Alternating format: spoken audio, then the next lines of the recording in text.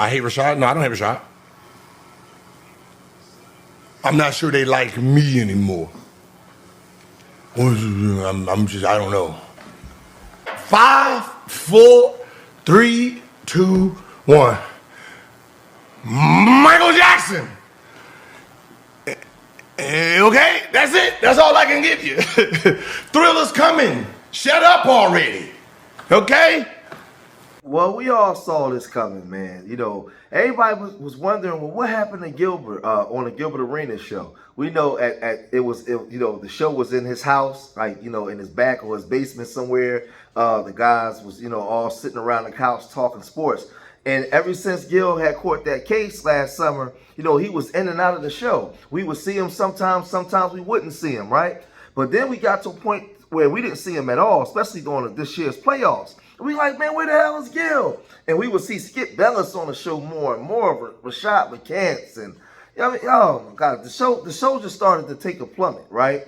But it started to plummet, man. And everybody just kept asking, where's Gil? So Gil finally went live and told everybody, what happened. He had like 50% of the show, and they've been trying to get him out of there. And he was saying he felt like some of the guys was thought that the show was better without him, right? So he went and, they basically got his name off the show, right? They took his name off the show, and he started his own Gil's Arena because he owns the name, right?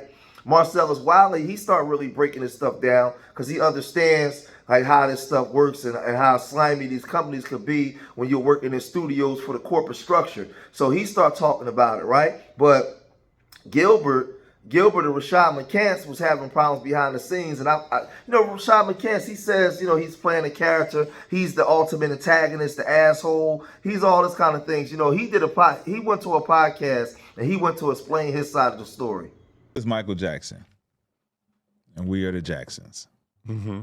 Michael's like, look, man, y'all cool, but I'm Mike.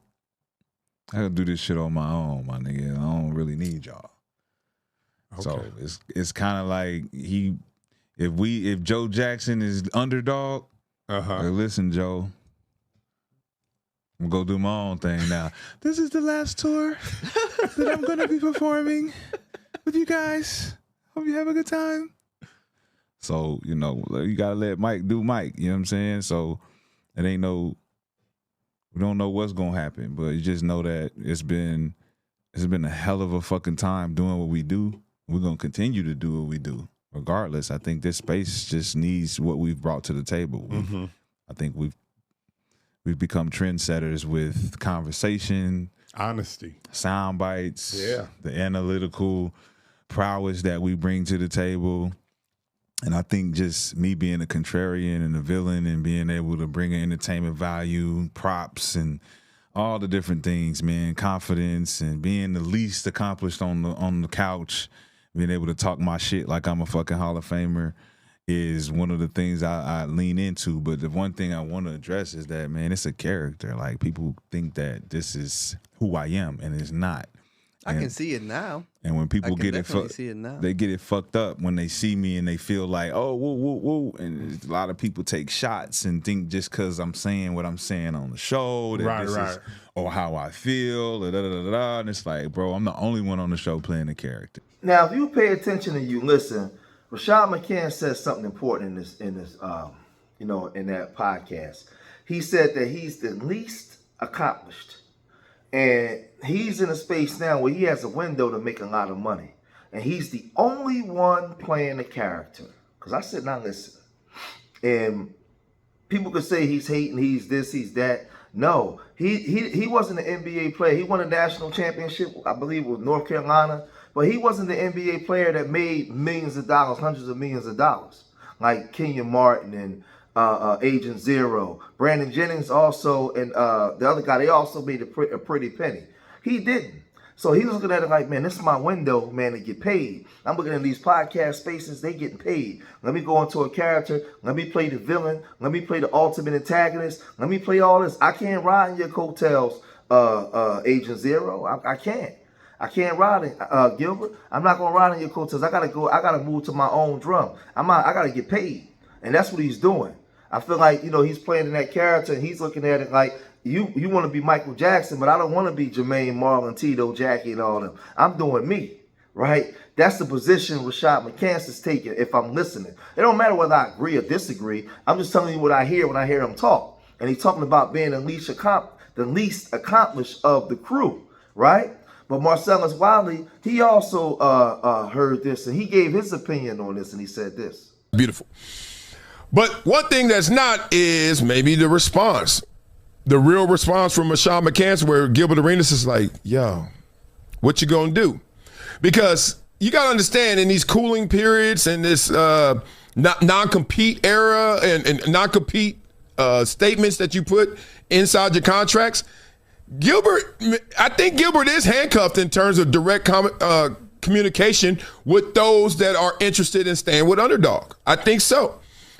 Look, there's a lot of ways this can play, because in this media era today, we've all been duped and fooled, right? Shannon Sharp, remember he had the audio tape. Turns out it was a promotion for some company, and, ED. Like, you could get suckered. So I don't mind getting suckered, but I'm going to tell you what I'm thinking. Like, yo, you got to keep some distance between you and these cats. And off the record, you can figure out your way, but you can't get caught. I think Gilbert has been hush-hush and just responded to things in real time because he's in that non-compete. Now, that typically means you're moving on. That doesn't mean you're staying here. What, you going to compete with us? You're not going anywhere then. But it looks like Gilbert may be moving on. And then it's like, okay, everyone else has to work on their individual situations. And if Underdog was smart, they locked them in, if the ones they wanted, before Gilbert could compete. So if I had to just say it the way it is, I say Gilbert is gone, obviously. Josiah's going to dip with him, because I just can't imagine no Josiah and Gilbert. Kenyon's coming with him. So I think that Rashad's staying, because I think Rashad has gotten a taste of stardom that he wasn't going to be. I think I could carry this. Especially, I think Rashad sees that Gilbert always going to outshine him, and he don't want to play that game, being real. And Skip is for the taking. Skip doesn't have enough energy in his ammunition to fight Rashad. So if everyone clears the deck and it's just Rashad and Skip and some newbies, some new booty up there, Rashad going to take over that show. That's Marcellus Wiley giving his opinion, right? And I agree. McCants doesn't want to be in Agent Zero's shadow. He wants to come out and make a name for himself. He feel like this is my opportunity. I've arrived, right? So now I get a shot. I can be number one on Underdog. Well, I don't think that people are going to really tune in to hear him. He needs other people, right? He doesn't have Gilbert Arenas' charisma and personality, right? But he was, when he got a chance, he went on to the show to praise Underdog, and Nick said something crazy. Check it out.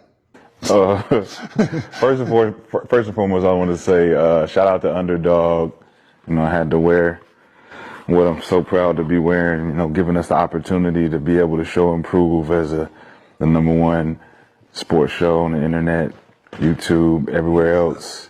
I just want to be able to. He's sucking dick crazy. Oh, shit. Oh, shit. I almost spit that damn water everywhere. I guess the gloves is off, man. I guess the gloves are off. Oh, shit. And I shook your hand before the show. But I talked about my lungs. LeBron said, damn. Okay. It's Glaze Wednesday.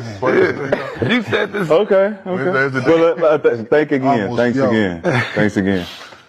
Obviously he's picked sides, so we already know where he's gonna go. So now Gilbert Arenas, he saw that and he got wind of it, and he, basically was saying that Rashad, he chose a side. Rashad. First and foremost, are you nervous, baby? Yeah, baby. He said he's making his decision right now. I'm so proud to be wearing, giving us the opportunity to be able to show and prove. It's not looking good. It's not looking good. Sports show on the internet. They gave me the opportunity. I gave you the opportunity. Ooh. Oh shit.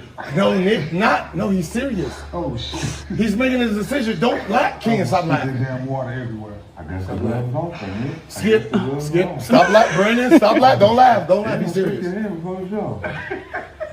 Well, I talked about my lungs, LeBron. Damn. Okay. It's a Glaze Wednesday. You said this. Okay. Thanks again. You know, obviously he's picked sides. So we already know where he's going. Oh my God, Fredo! Damn it! So you're not on my side. You're not with us. You was one of my best soldiers. Oh, Damn it! baby, what you gonna do?